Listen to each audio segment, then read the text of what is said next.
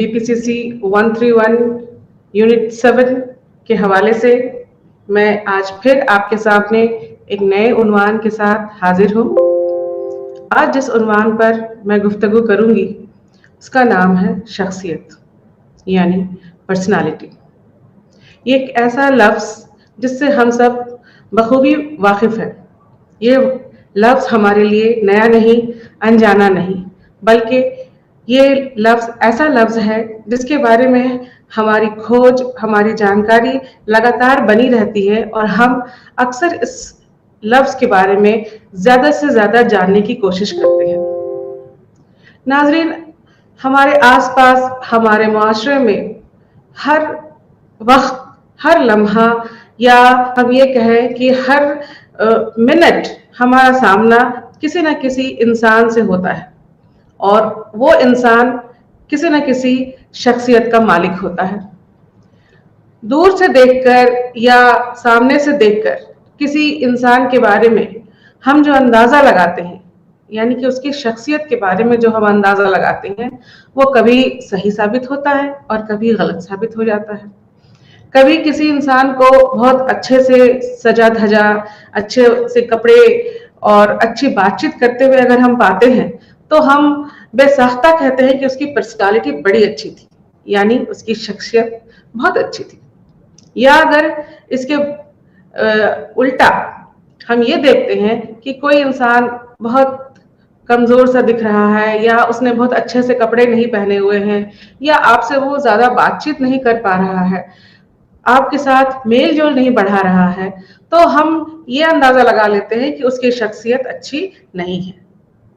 तब सवाल ये उठता है कि क्या हमारा ये अंदाजा जो हमने किसी को देखकर उसके पहनावे के बिना पर, उसके बातचीत के बिना पर या उसके मिलने जुलने के अंदाज पर हमने जो अंदाजा लगाया उसकी शख्सियत के बारे में, वही सही है या शख्सियत के बारे में या शख्सियत की जानकारी में कुछ कमी है, यानी कि शख्सियत को सही तरीके से हम शायद नहीं समझ रहे हैं।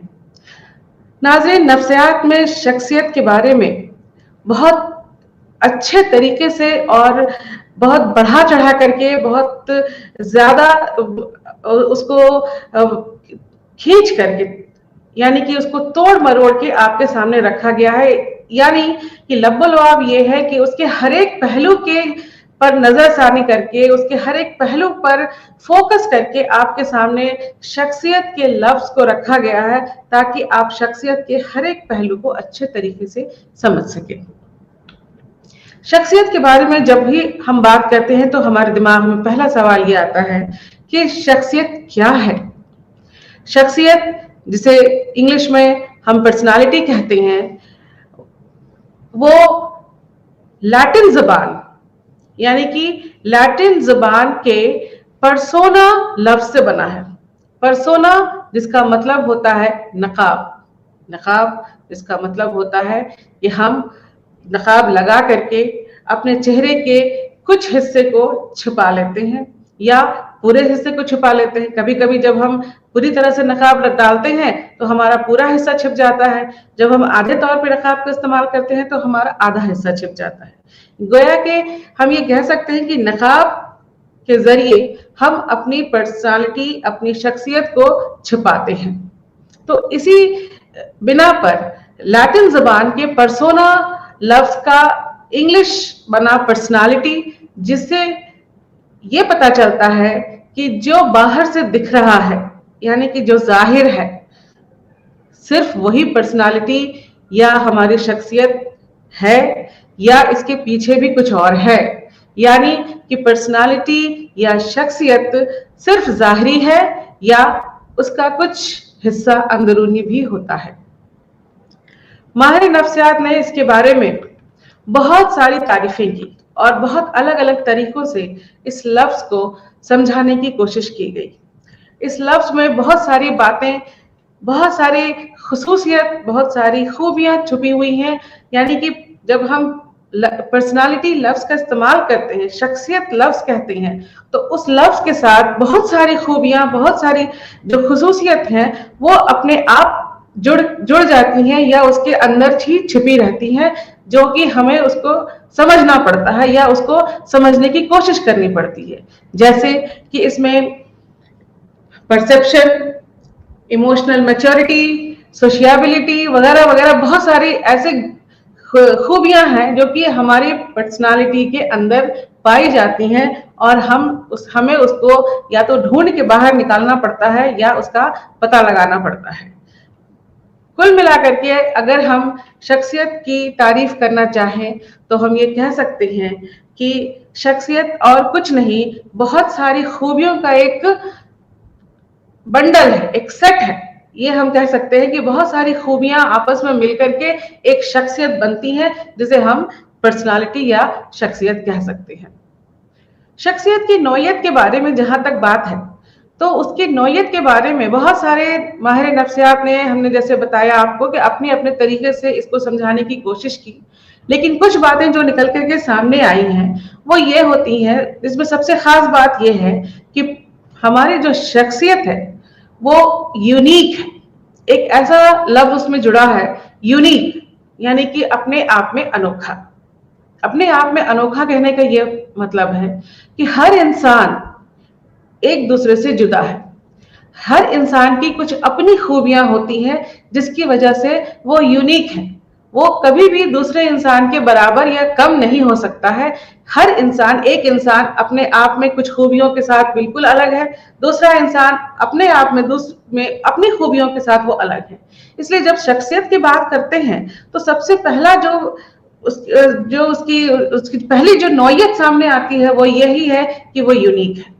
इसके बाद इसमें आती है कि ये हेरिडिटरी और इन्वायरमेंट, यानी कि हमारे जीन से और हमारे मुआशरे से क्या होता है, अफेक्टेड होता है।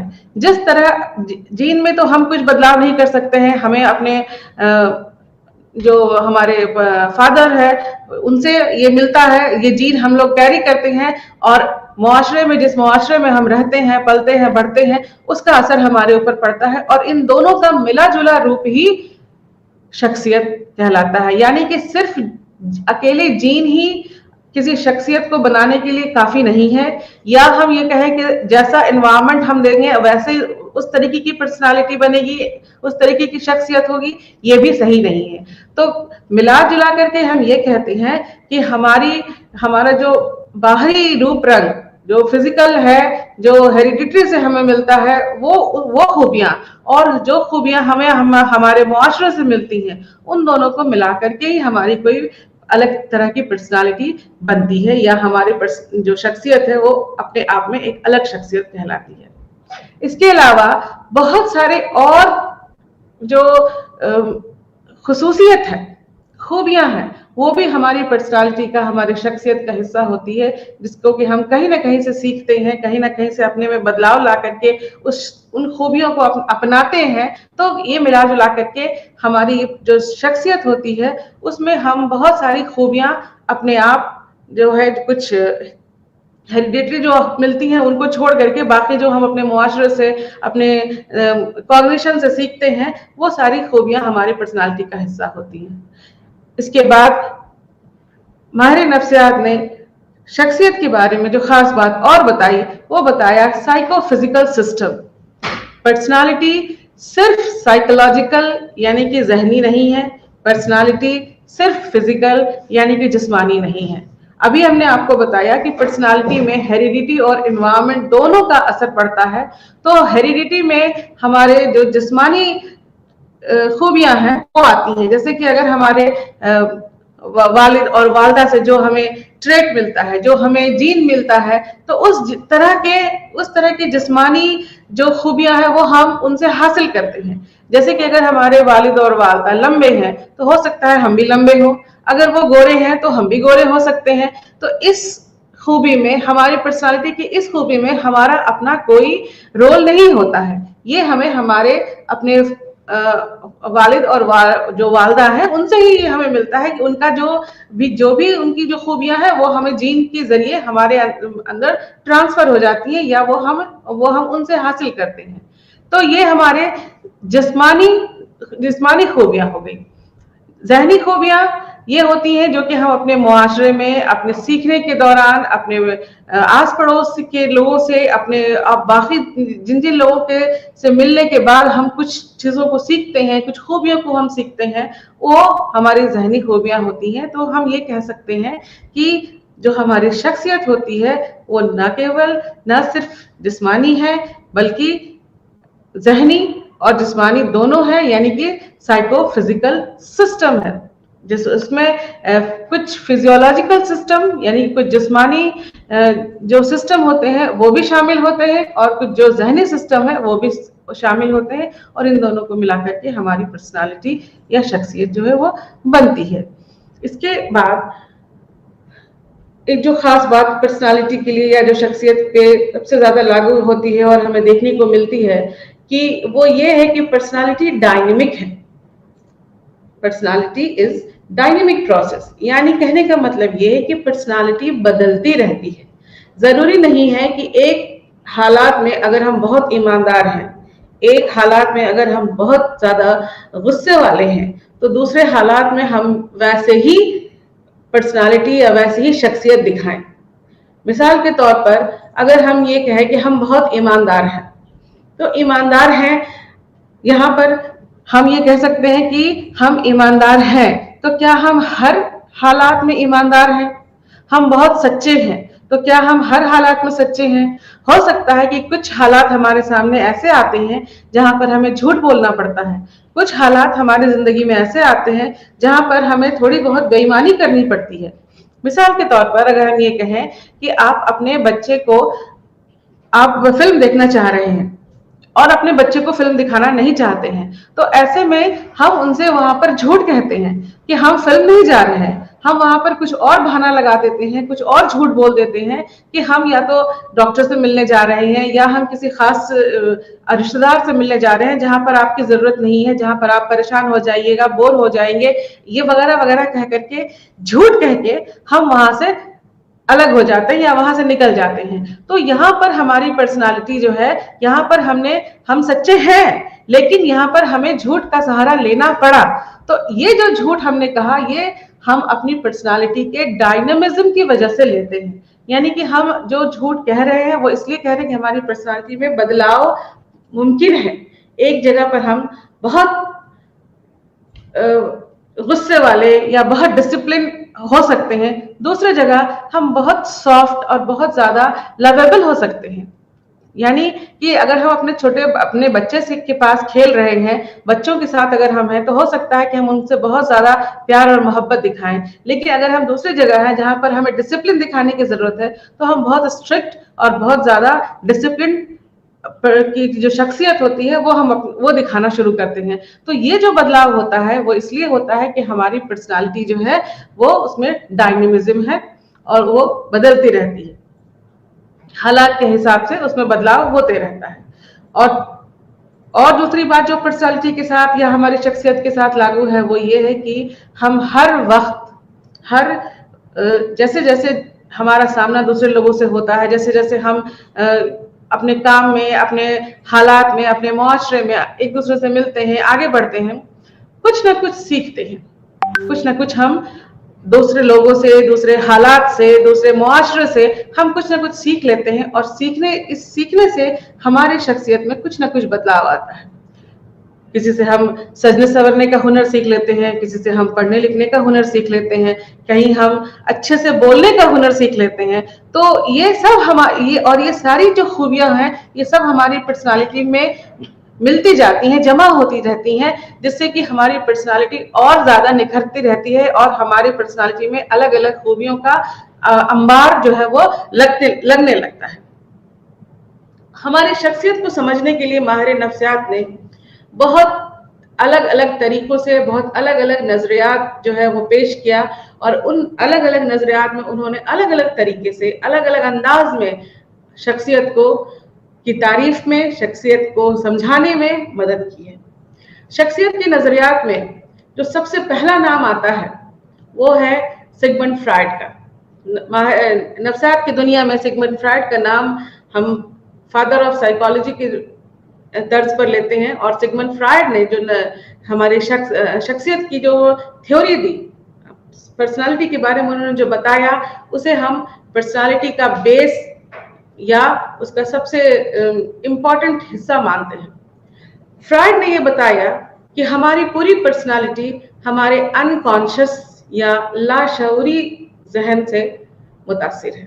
यानी कि हमारी जो पर्सनालिटी होती है वो हमारा जो लाशऊरी जहन है जिसे हम अनकॉन्शियस कहते हैं, और चाइल्डहुड सेक्सुअलिटी, बचपन में जो हमारे जिस एक्टिविटी से हमें खुशी मिली उसका ही नतीजा होता है कि हमारी पर्सनालिटी उसी तर्ज पर आगे बढ़ती है। फ्रायड ने यह बताया कि अगर पहले 5 साल में जिस तरह की हमारी पर्सनालिटी बन जाती है उसी तरीके की पर्सनालिटी हमारी पूरी जिंदगी में आगे चलती है, उसमें फिर कोई बदलाव नहीं आता है। यानी कि पहले 5 साल किसी भी इंसान की शख्सियत को संवारने के लिए, ढालने के लिए बहुत अहम होते हैं, या बहुत ज्यादा उनका अपना एक खास उनका मुकाम होता है कि जो पहले 5 साल होते हैं वो बहुत इंपॉर्टेंट होते हैं।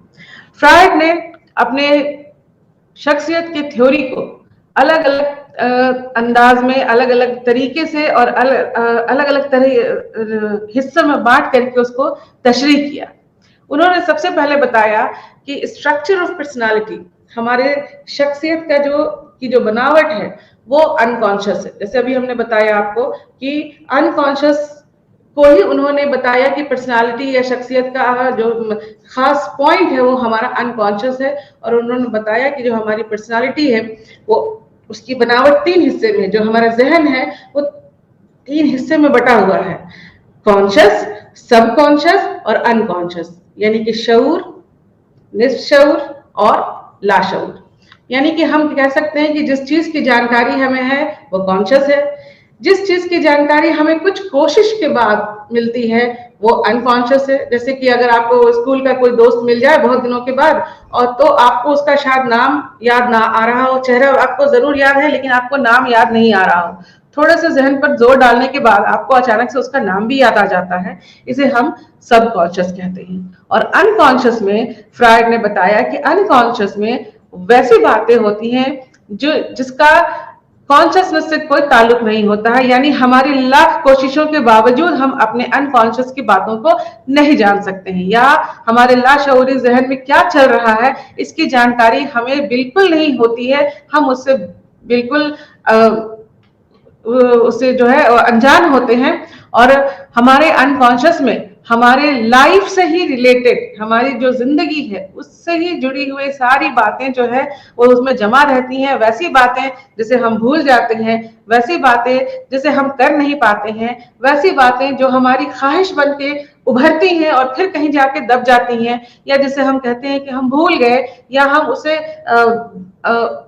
अपने आप को एक्सप्रेस नहीं करना चाहते हैं। कुछ बातें ऐसी होती हैं जो हमारी ख्वाहिश तो होती है, हमारी चाहत बन के भी सामने आती है, लेकिन हम उसको लफ्जों में बयान नहीं कर सकते हैं। तो वैसे इस तरह की सारी बातें हमारे अनकॉन्शियस माइंड में जाकर के जमा हो जाती हैं, वो और कहीं इधर उधर निकल के खत्म नहीं हो जाती हैं, बल्कि वो अनकॉन्शियस माइंड में जाके जमा हो जाती हैं, जहां से अनकॉन्शियसली वो हमारी पूरी शख्सियत को रेगुलेट करती हैं। तो इसलिए फ्रायड ने जो पर्सनालिटी और शख्सियत के बारे में बताया उसमें उन्होंने अनकॉन्शियस का बहुत बड़ा रोल बताया। स्ट्रक्चर ऑफ पर्सनालिटी की कड़ी में ही फ्रायड ने बताया कि हमारा जो जहन है वो डायनेमिक है, उसमें भी 3 हिस्से हैं। उस 3 हिस्से को उन्होंने ईड, ईगो और सुपर ईगो का नाम दिया। उस 3 हिस्से में ईड का जो हिस्सा है वो खुशी के थ्योरी पर, खुशी के प्रिंसिपल पर काम करता है। यानी कि जो जैसे एक छोटा बच्चा होता है जो सिर्फ और सिर्फ खुशी जानता है, अपनी ख्वाहिश की को पूरा करना चाहता है, हमारा ईड जो है वो हमारे अंदर बिल्कुल, हमारे जो जहन का जो हमारा सबसे निचला हिस्सा होता है जिसको हम ईड कहते हैं, वो सिर्फ अपनी खुशी और अपनी ख्वाहिशों को पूरा करना चाहता है। ईगो हमारे जहन का दूसरा हिस्सा है जो रियलिटी प्रिंसिपल पर काम करता है। यानी कि ईगो का जो कनेक्शन है वो इस बात से है कि सच्चाई क्या है, इससे वो वाकिफ होता है। यानी कि हमारी जिंदगी में जो चल रहा है इससे हमारा ईगो वाकिफ होता है।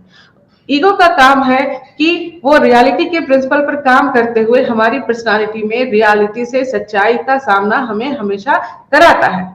और जो हमारा सुपर ईगो होता है वो मोरालिटी के प्रिंसिपल पर काम करता है, यानी क्या अच्छा है क्या बुरा है, क्या होना चाहिए क्या नहीं होना चाहिए, क्या सही है क्या गलत है, इस पर उसका जोर रहता है। और वो हमें हमेशा इस बात का ध्यान कराता है कि ऐसा करना है या नहीं करना है। यानी कि ये तीनों मिलकर के हमारी पर्सनालिटी को, हमारी शख्सियत को रेगुलेट करते हैं। मिसाल के तौर पर आपको किसी चीज की जब ख्वाहिश होती है तो ईड एक्टिव होता है, यानी कि ईड की वजह से हमें किसी चीज की ख्वाहिश हुई। ईगो वहां पर हमारी रियलिटी से हमारा तारुफ कराता है कि वो चीज हमें मिल सकती है या नहीं मिल सकती है, यानी कि हमारी वो ख्वाहिश पूरी होगी या नहीं होगी, क्योंकि ईगो का कनेक्शन रियलिटी से होता है। और उसके ऊपर सुपर ईगो ये कहता है कि ये ऐसा करना चाहिए या नहीं करना चाहिए। जैसे कि मिसाल के तौर पर अगर हम कहें कि हमें एक कलम खरीदनी है, वो कलम बहुत पसंद है हमें, तो वो कलम खरीदने की हमारी लियाकत नहीं है। लियाकत नहीं है तो हमारी ख्वाहिश तो हो गई कि एक महंगी सी कलम हमको पसंद आ गई और हमें उसे खरीदना है, लेकिन उसको खरीदने की ताकत हमारी नहीं है, हमारे पास इतने पैसे नहीं है। ईगो ये कहता है कि हम उसे नहीं खरीद सकते हैं क्योंकि हमारे पास उतनी हैसियत नहीं है, हमारे पास उतने पैसे नहीं है। फिर ईगो एक दूसरा रास्ता भी अपनाता है कि अगर पैसे नहीं है, हमारी हैसियत नहीं है, लेकिन अगर वो कलम हमारे दोस्त के पास है तो हम उससे चुरा सकते हैं। अगर हमारे जहन में इस तरह की बात आती है तो हमारे सामने हमारा सुपर ईगो तुरंत खड़ा हो जाता है और ये कहता है कि चोरी करना तो बहुत गलत बात है, चोरी करना अच्छी बात नहीं है, और चोरी करके कोई किसी चीज को हासिल करना तो बहुत बुरी बात होती है। इस तरीके से हमारा जहन जो है इन तीन तरह के बातों में उलझता रहता है, और जीत उसी की होती है जो हावी होता है। यानी कि अगर ईर हावी हो गया आप पर तो हो सकता है कि हम चोरी तक कर लें, क्योंकि हमें वो चीज चाहिए। चाहिए चाहिए का मतलब यह है कि चाहिए तो बस चाहिए, चाहे उसका जरिया कुछ भी हो, वो हमें आसानी से मिले, हमें चोरी करके मिले या किसी और जरिए से मिले, लेकिन वो चीज हमें चाहिए। तो अगर सुपर ईगो कमजोर पड़ गया तो ईद की जीत हो जाती है। ईगो अगर कमजोर पड़ गया तो वहां भी ईद की जीत होती है, लेकिन अगर ईगो हावी है तो हमारा ईद और सुपर ईगो वो दोनों को बैलेंस करता है और दोनों को मिला करके चलने का कोई तीसरा रास्ता अपनाता है। या अगर वो चीज हमें नहीं हासिल होती है तो यही चीज हमारे अनकॉन्शियस में चली गई, जहां हम अपने इस ख्वाहिश को सप्रेस कर देते हैं, या हमें लगता है कि हमने इस चीज की ख्वाहिश ही करना छोड़ दिया। लेकिन सच्चाई ये होती है कि हम छोड़ते कुछ नहीं है, वो चीज हमारे अंदर कहीं ना कहीं जाकर के दफन हो जाती है, और वो हमारे अनकॉन्शियस में जाके दफन होती है, जहां पर वो अलग अलग तरीकों से बार बार बाहर आने की कोशिश करती है। बार बार वो इस तरीके से आती है कि आपको अलग अलग तरह के ख्वाब आते हैं। आपने ख्वाबों को पढ़ा होगा कि ख्वाब आते हैं, और ख्वाब में कई एक तरह की चीजें हमें दिखाई देती हैं जो हमें कई बार समझ में आती हैं, कई बार समझ में नहीं आती हैं। तो जो चीजें हमें समझ में नहीं आती हैं वो हमारे अनकॉन्शियस की वैसी ही ख्वाहिशें हैं, वैसे ही चाहते हैं, जो कहीं ना कहीं कभी ना कभी दफन हो गई होती हैं और हमारे ख्वाबों के जरिए वो बाहर निकलने की कोशिश करती हैं। हम कहीं जाते हैं और अपना कलम छोड़ आते हैं, हम कहीं जाते हैं हमारा रुमाल छूट जाता है। तो इस तरह की ये जो गलतियां होती हैं, जब हमें एहसास होता है तो हम ये कहते हैं कि गलती से हमने अपना पेन वहां छोड़ दिया, गलती से हमने अपना रुमाल हम वहां पर छोड़ दिया। हम कहना चाहते हैं कुछ, कह देते हैं कुछ, करना चाहते हैं कुछ और कर देते हैं कुछ। इन सब चीजों को हम एक गलती का नाम देते हैं, लेकिन फ्रायड ने कहा कि ये गलती नहीं होती है। हम जो भी काम करते हैं, जो भी एक्शन करते हैं, उस हर एक्शन का, हर काम का, हर हमारी हरकत की एक खास वजह होती है। वो वजह या तो हमें समझ में नहीं आती है या वो हमारे अनकॉन्शियस से गाइडेड होती है। हमारे अनकॉन्शियस की वजह से हमें वो समझ में नहीं आती है और हमारा अनकॉन्शियस ही उनको पूरा डायरेक्शन देता है, पूरा उनको गाइड करता है। तो फ्रायड ने इस चीज को एक्सप्लेन किया, फ्रायड ने इस चीज के बारे में तशरीह किया कि हमारी जो गलतियां होती हैं, जिन्हें हम गलती समझते हैं, जिन्हें हम अपनी भूल कहते हैं, वो हकीकत में कोई भूल नहीं, कोई गलती नहीं, बल्कि हमारे अनकॉन्शियस का, हमारे लाशऊरी जहन में छिपे हुए हमारी ही ख्वाहिशों का वो हिस्सा है जो कहीं ना कहीं दफन होता है, और कहीं न किसी वजह से वो उसकी जो चाहत है जो पूरी नहीं होती है, वो हमारे अनकॉन्शियस में दफन रहती है। इसके बाद फ्रायड ने बताया कि हमारी जो लाइफ है, हमारी जो जिंदगी है, उसमें दो तरीके के कंपोनेंट होते हैं। एक को उन्होंने बताया कि लाइफ इंस्टिंक्ट, यानी कि उसको उन्होंने एक टेक्निकल नाम दिया है, इरोज कहा और थानाटोस कहा। इरोज में उन्होंने कहा कि जो जिंदगी से जुड़ी हुई बातें होती हैं वो इरोज है, और जो मौत की जैसी बातें हैं वो थानाटोस है। यानी कि जितनी बातें जो अच्छी हैं, जो कारगर हैं, जो जिससे कुछ अच्छा हो सकता है, जिससे कुछ भला हो सकता है, वो इरोज है, वो इंस्टिंक्ट, लाइफ इंस्टिंक्ट कहलाती हैं। और जितनी सारी बातें जो गलत है, जो नुकसानदेह है, जिसमें कि गुस्सा है, झगड़ा है, मारपीट है, वगैरह वगैरह, इस तरह की बातें हैं, वो थानाटोस है, यानी कि वो डेथ इंस्टिंक्ट है। और उन्होंने कहा कि ये दोनों चीजें हमारे शख्सियत में छिपी हुई रहती हैं।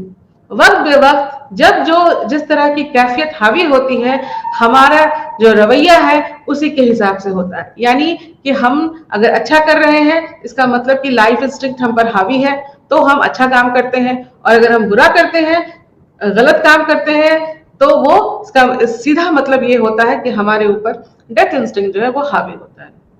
इसके अलावा फ्रायड ने कुछ डिफेंस मैकेनिज्म के बारे में बात की, जिसका कि हम अपने रोजमर्रा की जिंदगी में अपनी हमारी जो शख्सियत का बहुत खास हिस्सा होता है, हमारे शख्सियत का एक अहम पहलू होता है डिफेंस मैकेनिज्म हमारा, जिसके बिना हम ये कह सकते हैं कि शायद हम अधूरे हैं, या हम ये कह सकते हैं कि उन डिफेंस मैकेनिज्म की वजह से ही हम जिंदा हैं। वरना हो सकता था कि अपनी सच्चाइयों से वाकिफ होकर हम कहीं अपने सच्चाइयों को हम एक्सेप्ट नहीं कर सकते, और ये डिफेंस मैकेनिज्म है जो हमें खुश रखते हैं, ये हमें एडजस्टेबल बनाते हैं। तो ये डिफेंस मैकेनिज्म क्या है कि जितनी सारी हमारी कमियां हैं, हमारी गलतियां हैं, हमारी नाकामयाबियां हैं, उन सबको छिपाने का, उन सबको ढकने का काम करती हैं। मिसाल के तौर पर अगर आपको ट्रैफिक में कहीं देर हो जाती है, तो हम कभी भी सीधा ये नहीं कहते हैं कि हम घर से देर से चले थे या हमने सही तरीके से टाइम मैनेज नहीं किया। हम सीधे सीधे ये इल्जाम डालते हैं कि ट्रैफिक इतनी थी, सिस्टम हमारे शहर का इतना बुरा है, जिसकी वजह से हम देर से पहुंचे।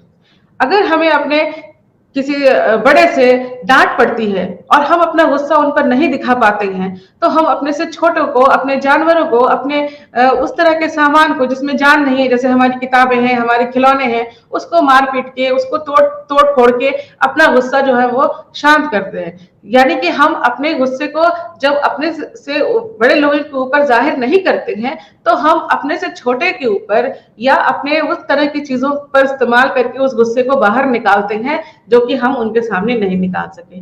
इसी तरीके से जब हम कोई गलत काम करते हैं, तो हमारे अंदर जो सुपर ईगो है वो तो हमें लानत मलामत करता है। यानी कि अगर हम चोरी कर रहे हैं, तो हमारा सुपर ईगो हमें हमेशा ये अंदर से आवाज देगा, हमारा जिसे हम जमीर कह सकते हैं, कि ये गलत है, ये गलत है, ऐसा नहीं करना चाहिए। उसको ढकने के लिए हम क्या करते हैं कि हम दूसरे लोगों को बहुत अच्छे से, बहुत आसान तरीके से ये समझाने लगते हैं कि नहीं, चोरी कभी नहीं करना चाहिए, चोरी करना तो बहुत गलत बात है, चोरी करने वाले लोग अच्छे नहीं होते हैं, वगैरह वगैरह। इस तरह की बातें कह करके हम अपने उस काम को ढक लेते हैं, उस काम को छिपा लेते हैं, उस पर पर्दा डाल देते हैं जो कि हम लगातार कर रहे होते हैं। और अगर जब हम ऐसा कर लेते हैं, तो हमें एक तरह की तशफ़ी होती है, एक तरह का सुकून मिलता है कि नहीं, हमने जो किया बहुत अच्छा किया। अभी हम तुरंत लोगों को समझा करके आ रहे हैं कि चोरी करना जो है वो अच्छी बात नहीं है। तो इस तरीके से हमारी जिंदगी में बहुत सारे ऐसे डिफेंस मैकेनिज्म हर एक वक्त हमारे सामने आते हैं और हम जिन्हें अपनाते हैं। कभी भी जब हम एग्जाम में फेल होते हैं, आप स्टूडेंट हैं, आप लोग जब नंबर आप लोगों को मिलते होंगे, तो जब कभी भी आप लोगों ने ये नहीं कहा होगा कि हमने पढ़ाई नहीं की। हमेशा इल्जाम हम अपने या तो उस्ताद को देते हैं, हम अपने सिलेबस की तरफ नजर डालते हैं कि भाई सिलेबस इतना लंबा चौड़ा था, या कवर नहीं कराया गया था, या हमारे उस्ताद ने सही तरीके से नहीं पढ़ाया, हमारी जो तैयारी उन्होंने करवाई वो सही तरीके से नहीं करवाई, वगैरह वगैरह कह के ये सारा इल्जाम हम दूसरों पर थोप देते हैं, दूसरों पर डाल देते हैं और अपने आप को बरी कर लेते हैं। यानी कि अगर हम अपने ऊपर ये इल्जाम लें तो हमारा ज़मीर उसे बर्दाश्त नहीं कर सकेगा, इसलिए हम ये इल्जाम दूसरे पर डाल के अपने आप को खुश कर लेते हैं, अपने आप को सुकून में ले आते हैं। और जिसे कि फ्रायड ने डिफेंस मैकेनिज्म का नाम दिया कि ये डिफेंस मैकेनिज्म हमारे पूरी शख्सियत को रेगुलेट करने में, उसे एडजस्ट करने में अपना बहुत खास रोल जो है वो अदा करते हैं। इसलिए डिफेंस मैकेनिज्म हमारी पर्सनालिटी का एक खास हिस्सा है। बहुत सारे डिफेंस मैकेनिज्म के बारे में फ्रायड ने बताया, जैसे हमने अभी आपको बताया प्रोजेक्शन है, डिस्प्लेसमेंट है, रिएक्शन फॉर्मेशन है, सप्रेशन है। यानी कि कोई ख्वाहिश हुई हमारी और हम उस ख्वाहिश, उस चीज को जब तक अगर नहीं पाते हैं तो वो उस चीज को हम अपने अंदर कहीं दफन कर लेते हैं। अच्छा चलो, जैसे आपने सुना होगा कि अंगूर खट्टे हैं वाली बात, कि नहीं चलो इतने भी काम की चीज नहीं है, या इसकी जरूरत हमें कुछ ज्यादा नहीं है वगैरह वगैरह कह के हम उस चीज को बर्दाश्त कर लेते हैं या उस चीज के बारे में भूल जाते हैं। इस तरीके से जब कभी हम किसी स्ट्रेसफुल हालात में आते हैं, जब हमें ज्यादा लगने लगता है कि अब इस माहौल से हमें निकलना चाहिए, तो हम क्या करते हैं कि हम उस माहौल की तरफ अपने आप चले जाते हैं जो हमें सुकून देता है। जैसे कि सबसे ज्यादा सुकून और खुशी देने वाला जो वक्त या उम्र होती है वो बचपन होती है। तो हम रिग्रेशन में चले जाते हैं, अपने पीछे की लाइफ में चले जाते हैं, जहां पर उस लाइफ में जहां पे हमें खुशी मिली हो, और हमारा जो रवैया होता है वो उसी ढंग का रवैया होता है। जैसे कि हम बॉल से खेलते हैं, छोटे छोटे खिलौनों से खेलने लगते हैं, पेंसिल से लिखते हैं, या दो चोटियां बनाते हैं। अगर हम लड़की हैं तो हम क्या अपने बालों को बच्चे की तरह से वो संवार लेते हैं, वगैरह वगैरह। इस तरह की हरकत करके हम रिग्रेशन की तरफ जाकर के अपने आप को सुकून देते हैं। इस तरह से डिफेंस मैकेनिज्म का एक अपना खास रोल है। इसके बाद फ्रायड ने पर्सनालिटी जो हमारी जो शख्सियत है वो कैसे डेवलप होती है इसके बारे में बताया, कि जो हमारे चाइल्डहुड सेक्सुअल एक्टिविटीज है उस पर वो उसके बिना पर वो आगे बढ़ती है। और इसके लिए उन्होंने 5 स्टेजेस बताए। सबसे पहले बताया कि ओरल स्टेज, जहां पर सेटिस्फेक्शन का हिस्सा हमारा मुंह होता है।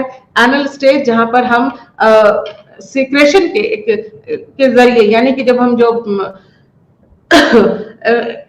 पेशाब या बैतुल खला इनके जरिए जो उनको बच्चों को जो एक फ्रायड ने बताया कि इनके जरिए उन्हें खुशी मिलती है, उनको कंट्रोल करके, उनको एलिमिनेट करके उनको अच्छा लगता है, इससे उनको जो खुशी मिलती है, इससे उनकी उस वक्त की उम्र में का जो डेवलपमेंट है वो बहुत अच्छे से डेवलपमेंट होता है। अगर यहाँ पर किसी तरह का रेस्ट्रिक्शन या कोई रोक टोक या कोई डांट डपट लगाई जाती है तो वो वहां पर रुक जाता है, उसकी पर्सनालिटी वहां पर जो उसकी जो शख्सियत में जो उसका जो डेवलपमेंट होना था वो रुक जाता है, और वो आगे जाके कहीं ना कहीं किसी न किसी फिर वही बीमारी के तौर पे, यानी कि साइकोलॉजिकल डिसऑर्डर के रूप में वो सामने दिखाई पड़ता है। इसके बाद उन्होंने बताया कि फैलिक स्टेज होता है, जब बच्चे अपने दूसरे हम उम्र बच्चों के साथ खेलते हैं।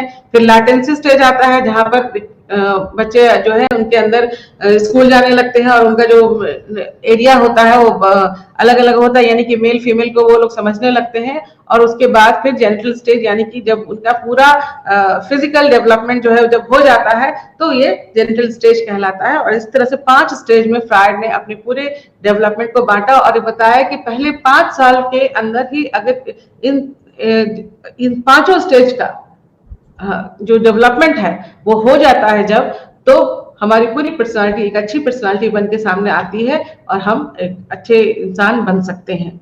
फ्रायड ने अपने साइकोलॉजिकल डिसऑर्डर को ठीक करने के लिए जिस थेरेपी को डेवलप किया था उसे साइको एनालिसिस कहते हैं, जिसमें उन्होंने बातचीत के जरिए ही लोगों के अनकॉन्शियस में छुपी हुई बातों को बाहर निकालने की कोशिश की। और उनका ये मानना था कि अगर अनकॉन्शियस की बातें बाहर आ जाए तो काफी हद तक जो प्रॉब्लम्स है, जो मुश्किल है लोगों की, वो अपने आप दूर हो सकती है। इसके बाद फ्रायड के ही शागिर्द थे एडलर और यूंग। तो उन लोगों ने भी फ्रायड की बहुत सारी बातों को माना और बहुत सारी बातों से वो उनसे अलग हुए। तो जिनकी वजह से उनकी अपनी एक अलग थ्योरी जो है वो सामने आई। तो एडलर की जो थ्योरी सामने आई थी वो उसका नाम है इंडिविजुअल साइकोलॉजी। और इसमें उन्होंने खास बात ये बताई कि हर इंसान अपने आप में अनोखा है, उसका अपना लाइफ स्टाइल होता है, एक तरीके से वो अपना लाइफ स्टाइल डेवलप करता है। और जो एक दो खास बात जो उन्होंने फ्रायड से अलग हट के बताई, वो ये बताया कि हर इंसान के अंदर एक ऐसी कैपेसिटी होती है, एक ऐसी ताकत होती है कि अगर उसके अंदर कोई कमी है तो वो किसी दूसरी चीज से अपनी उस कमी को पूरा कर लेता है। यानी कि अगर आपकी एक आंख खराब है तो आप दूसरे कोई आप एक अच्छे पेंटर हो सकते हैं, आप एक अच्छे गुलकार हो सकते हैं, जिससे आपका उस फील्ड में, उस एरिया में ज्यादा नाम हो सकता है, आप ज्यादा अच्छा कर सकते हैं। तो वहां पर आपकी वो जो कमी थी कि आपकी एक आंख खराब है, आपको कम दिखाई पड़ता है, वो आपकी दूसरी अच्छाई से छिप जाती है। ये एडलर ने अपने थ्योरी में कुछ खास बात बताई। इसके अलावा एडलर की थ्योरी की जो खास बात थी वो बर्थ ऑर्डर। उन्होंने बताया कि हमारे घर में जब बच्चे होते हैं या हमारे ऊपर जो भाई बहन होते हैं, तो हमारे पैदा होने का जो नंबर होता है, यानी कि जो हम सबसे पहले अगर हुए, सबसे बड़े बच्चे हैं, सबसे छोटे बच्चे हैं, ये बीच वाले हैं या इकलौते बच्चे हैं, तो इन सब की वजह से भी हमारी पर्सनालिटी, हमारी शख्सियत जो है वो अलग अलग तरह की होती है। कि अगर हम बड़े हैं तो हम ज्यादा कॉन्फिडेंट हो सकते हैं, ज्यादा एम्बिशियस हो सकते हैं, बीच वाले हम ज्यादा स्किलफुल हो सकते हैं, छोटे बच्चे जो होते हैं वो ज्यादा सोशल हो सकते हैं, और जो इकलौते हैं वो ज्यादा पैम्पर्ड और रिजिड हो सकते हैं, या और कॉन्फिडेंट भी हो सकते हैं। तो इस तरीके से उनकी पर्सनालिटी में अलग अलग ढंग के बदलाव आते हैं, सिर्फ इसलिए कि एक के बाद एक जो नंबर होता है उस नंबर का भी इफेक्ट होता है, क्योंकि उसके हिसाब से जो उनकी परवरिश होती है उसका इफेक्ट उनकी शख्सियत पर पड़ता है।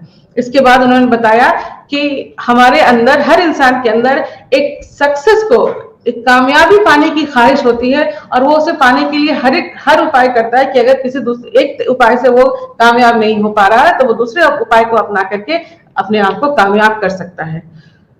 और एक तरह की जो जो स्टाइल ऑफ लाइफ है वो बचपन में जो डेवलप हो जाती है, वो ही स्टाइल ऑफ लाइफ, जैसे कि फ्रायड ने बताया था, वो आगे जाके भी वैसे ही उसकी जो जिंदगी है वैसे ही डेवलप करती है।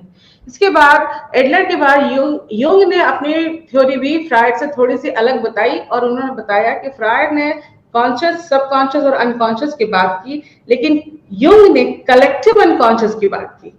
यूंग ने कहा कि सिर्फ कॉन्शियस जो है वो हमारा कॉन्शियस, सबकॉन्शियस और अनकॉन्शियस जो है वो किसी इंसान के अंदर ये उसी का ही नहीं होता है, बल्कि एक कलेक्टिव अनकॉन्शियस होता है जो उस पूरे समाज से, जिस समाज से वो बिलोंग करता है, उसका वो हिस्सा होता है। यानी कि उसके दिमाग के हिस्से में सिर्फ उसके जहन की ही बातें नहीं होती हैं, बल्कि उस पूरे समाज की भी बातें आती हैं जो कि उस समाज के अलग अलग खूबियों से मुतासिर होती हैं। तो यानी कि यूंग ने ये बताया कि हमारे जहन में सिर्फ हमारी ही बातें नहीं होती हैं, बल्कि उस पूरे समाज से जुड़ी हुई बातें भी होती हैं, और उसके हिसाब से हम अपना रवैया अपनाते हैं या हमारी जो शख्सियत है वो आगे चलती है। उन्होंने बहुत सारे इसके आर्केटाइप भी बताया, जिसमें बताया कि अलग अलग तरीके से, किस तरीके से हमारी जो पर्सनालिटी है, जैसे कि हम कभी जो मेल है वो फीमेल की कैरेक्टरिस्टिक्स में ज्यादा दिखाई देते हैं, या फीमेल है तो उनके अंदर जो मर्दानगी वाली बात है वो ज्यादा होती है, जैसे कि हिम्मत होती है, हौसला होता है,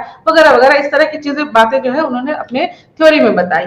खास तौर पर पर्सनालिटी के बारे में उन्होंने बताया कि पर्सनालिटी तीन, उसमें खास खूबियां होती हैं। एक होती है ऐसी खूबी जिसे हम इंट्रोवर्ट कहते हैं, यानी कि जब आप अपने आप में ज्यादा खुश रहते हैं, यानी कि आप कम बोलते हैं, कम लोगों से मिलते जुलते हैं, ज्यादा आपको बात करना पसंद नहीं होता है, इसे यूंग ने कहा कि ये इंट्रोवर्ट है।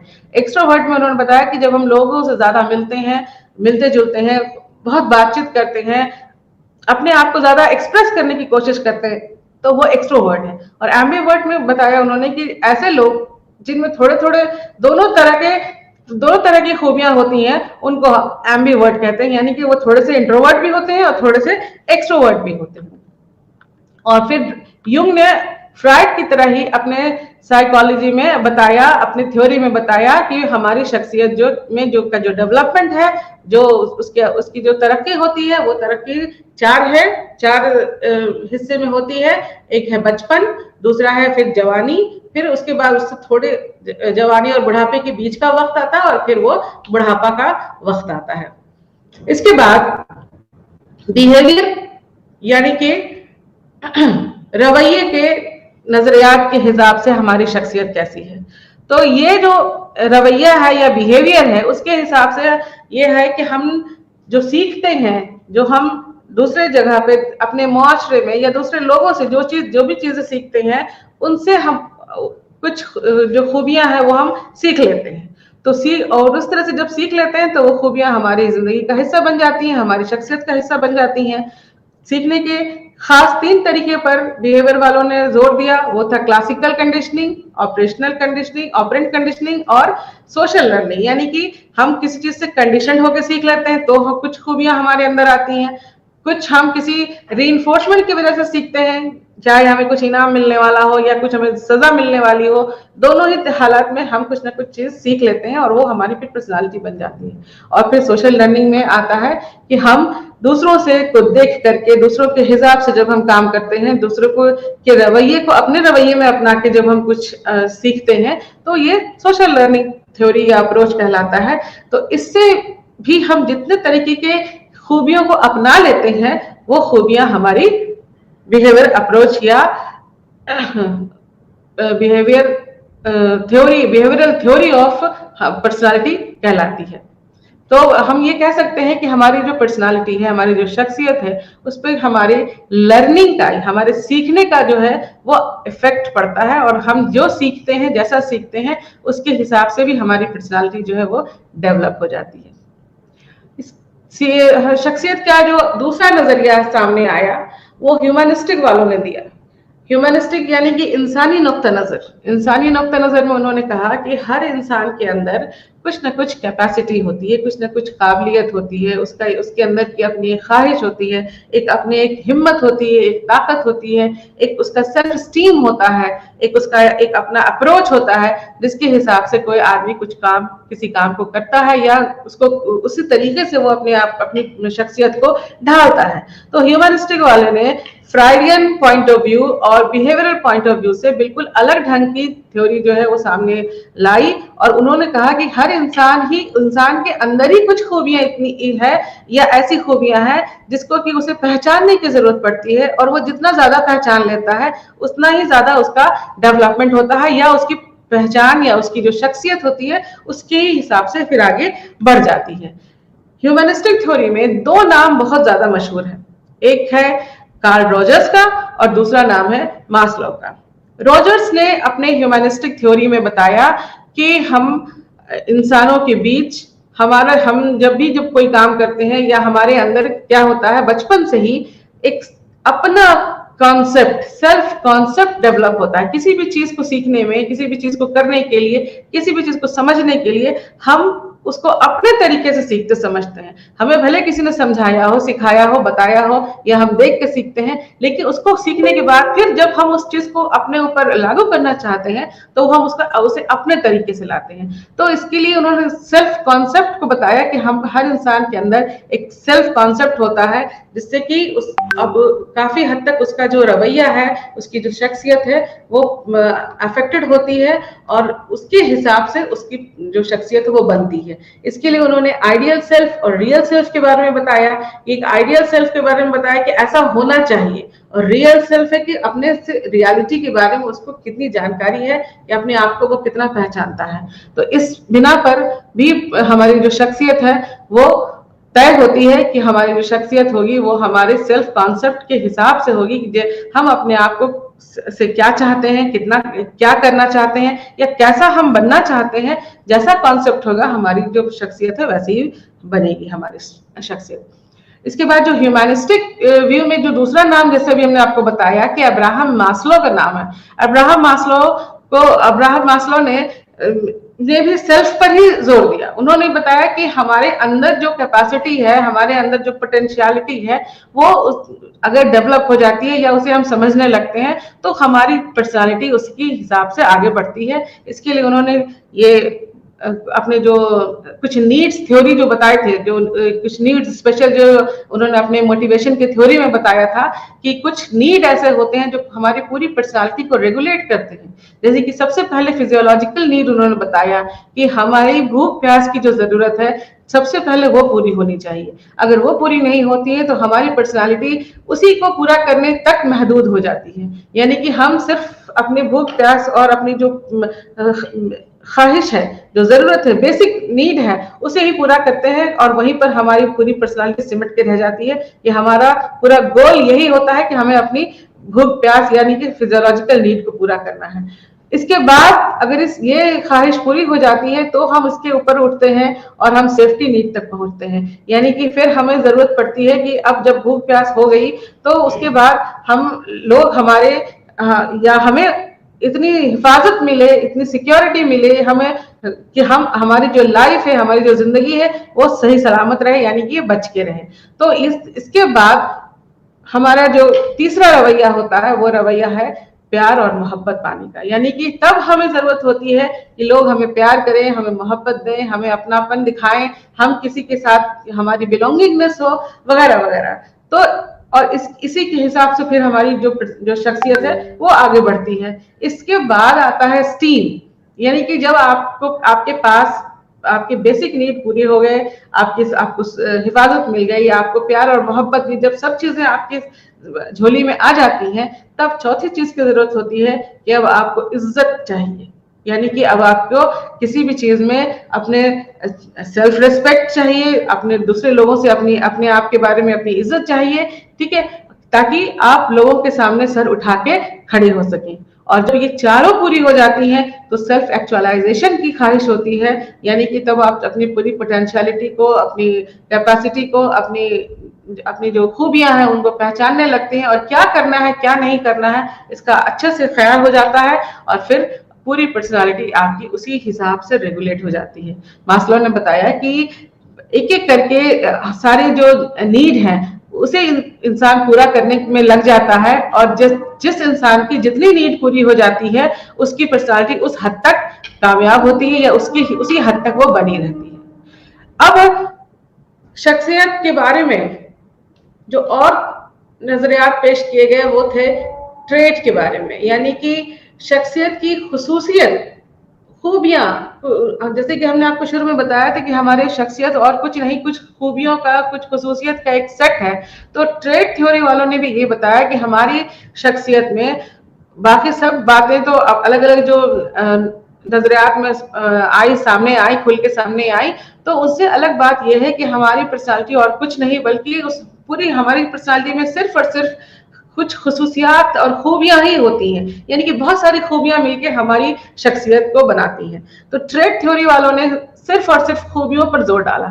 सबसे पहले इसमें गॉर्डन ऑलपोर्ट ने 3 तरह के ट्रेट बताए।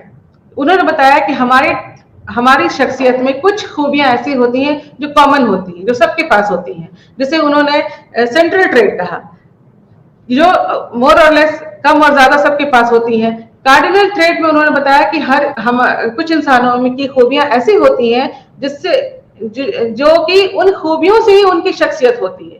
मिसाल के तौर पर अगर हम आपके सामने मदर टेरेसा का नाम लें तो आपके सामने सबसे पहले उनके नाम के साथ तुरंत उनकी एक खूबी खिदमत वो सामने आती है कि उनके अंदर जो खिदमत का जो खूबी थी वो उनको खास बनाती है। तो जैसे ही हम मदर टेरेसा का नाम लेते हैं आपके सामने उनके इस खास तरह की खूबी का जो जिक्र है वो होने लगता है, या वो चीज आपको याद आती है। इसे कार्डिनल ट्रेट कहा जाता है। और सेकेंडरी ट्रेट उन्होंने बताया कि सेकेंडरी ट्रेट ये चीज होती है कि जो हम कभी कभी हमारे शख्सियत में उभर के सामने आती है। कि जैसे कभी कभी हम बहुत खास तरीके से सजते संवरते हैं, कभी कभी हम बहुत खास तरीके से खाने पीने का अंदाज अपने घर में दिखाते हैं, तो वो कभी कभी करते हैं। जो रोजमर्रा की जिंदगी में करते हैं वैसे नहीं, जो कभी कभी हम अपने घर को एक रेस्टोरेंट की जैसा बना देते हैं, और उस रेस्टोरेंट की जैसा बना करके हम कोई किसी खास दिन में उस तरीके के रवैया को अपनाते हैं।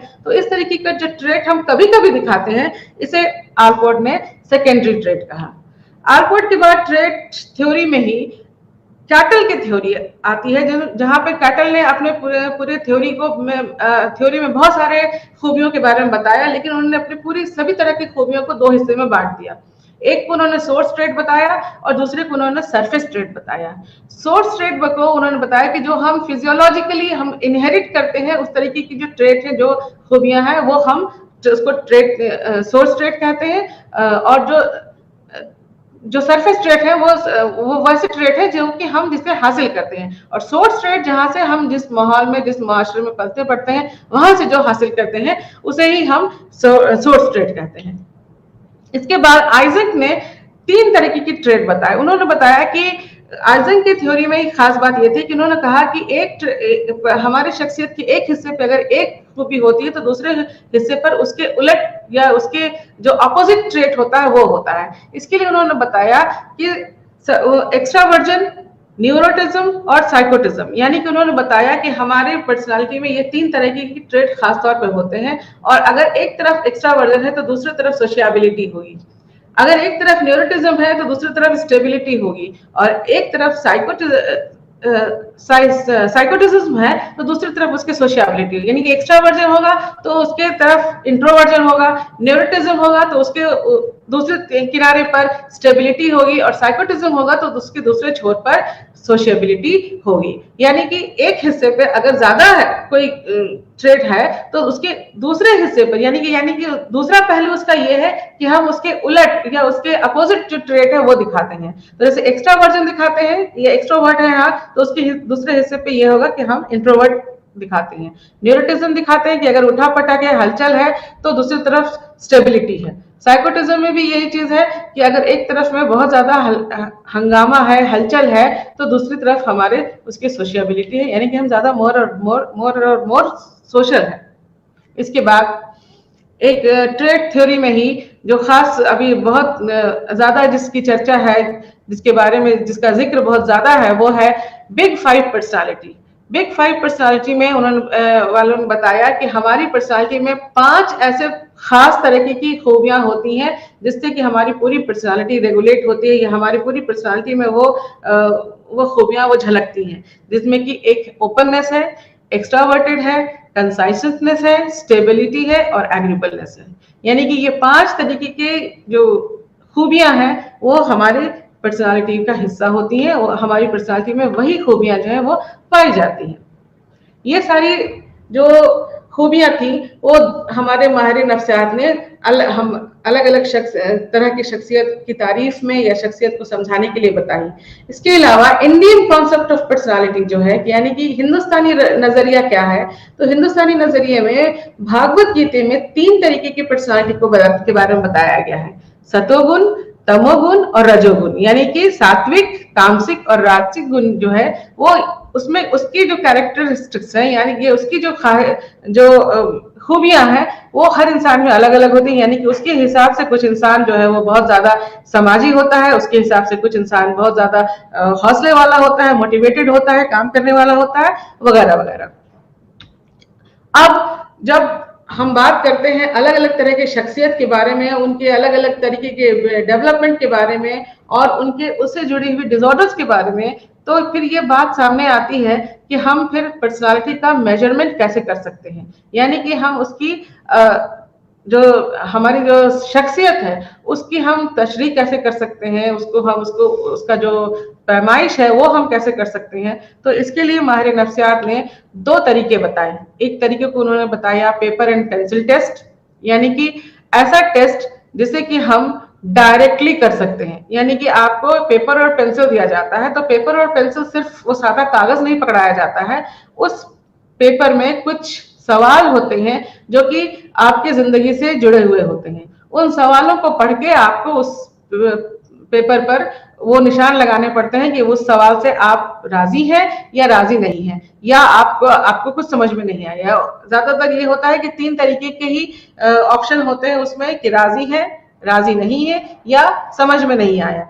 तो इसमें आपको जो अच्छा लगता है उसको आपको सिलेक्ट करना होता है, उसका चुनाव करना होता है, और चुनाव करने के बाद वो पेपर हम वापस अपने माहिर नफ्सियात को या जो भी एक्सपर्ट है हमारे, उनको हम वापस करते हैं, और वापस करने के बाद वो उस पेपर में आपके जरिए जो दिए हुए जवाबात होते हैं उन जवाबात के बिना पर उसका एनालिसिस करते हैं, और एनालिसिस करके किसी न किसी नतीजे पर वो पहुंचते हैं। इसे पेपर पेंसिल टेस्ट कहा जाता है या डायरेक्ट टेस्ट ऑफ पर्सनालिटी कहते हैं। यानी कि इस टेस्ट के जरिए आपको पता चलता है कि आपकी पर्सनालिटी का मेजरमेंट किया जा रहा है, उसको आपको मापा जा रहा है।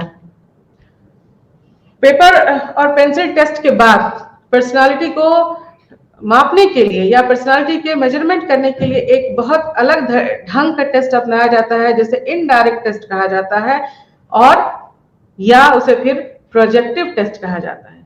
प्रोजेक्टिव टेस्ट में आपके सामने ऐसे कुछ टेस्ट रखे जाते हैं जिसे देख करके या जिसे पूरा करके आप इस बात का अंदाजा नहीं लगा सकते हैं कि आपकी पर्सनालिटी को टेस्ट किया जा रहा है, आपके साथ कोई हम गेम खेल रहे हैं, कोई खेल खेला जा रहा है, या आपके साथ हम वक्त गुजारी कर रहे हैं। यानी कि आपके सामने जब आप उन टेस्ट को, उन सारे जो प्रोजेक्टिव टेस्ट के जो पार्ट्स हैं, जो हिस्से हैं, जो टाइप्स हैं, उनको जब रखा जाता है तो आप उससे उसको देख करके ये बिल्कुल भी अंदाजा नहीं लगा सकते हैं कि ये हमारा टेस्ट किया जा रहा है, और वो भी इतना इतना सीरियस टेस्ट किया जा रहा है कि जिससे आपकी पर्सनालिटी के छिपे हुए हिस्से को बाहर निकालने की कोशिश की जा रही है। तो प्रोजेक्टिव टेस्ट खास तौर पर 4 तरीके के होते हैं। जैसे कि आप स्लाइड में देख रहे हैं कि एक टेस्ट है जिसका नाम है TAT, थीमेटिक एपर्सेप्शन टेस्ट।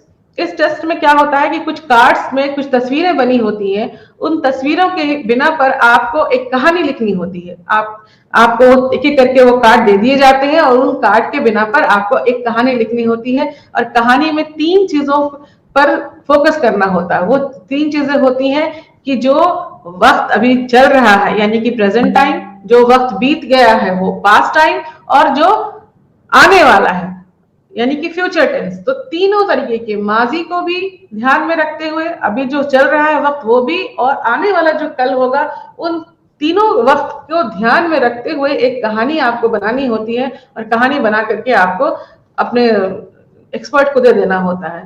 तो उन कहानियों के बिना पर, उन कहानियों को एनालिसिस करके, उन कहानियों को अच्छे से पढ़ के और समझने के, उसका एनालिसिस करने के बाद जो आपके एक्सपर्ट होते हैं वो आपकी पर्सनालिटी के अंदरूनी हिस्से को, छिपे हुए हिस्से को बाहर निकाल पाते हैं कि आपके अंदर क्या चल रहा होता है, या आपकी पर्सनालिटी किस तरीके की है, या आपकी पर्सनालिटी किन किन चीजों से गाइडेड होती है, वो उस चीज को आसानी से समझ लेते हैं। इसके अलावा एक और टेस्ट है, बहुत जाना पहचाना और सुना हुआ होगा, रोशाप टेस्ट, या जिसे इंक ब्लॉट टेस्ट भी कहते हैं। एक कार्ड पर कुछ धब्बे बने होते हैं, नीले और लाल रंग के कुछ धब्बे बने होते हैं, उन कार्ड्स को भी आपके सामने दिया जाता है और ये कहा जाता है कि इस कार्ड में जो चीज आपको दिखाई पड़ रही है उसका नाम बताया जाए।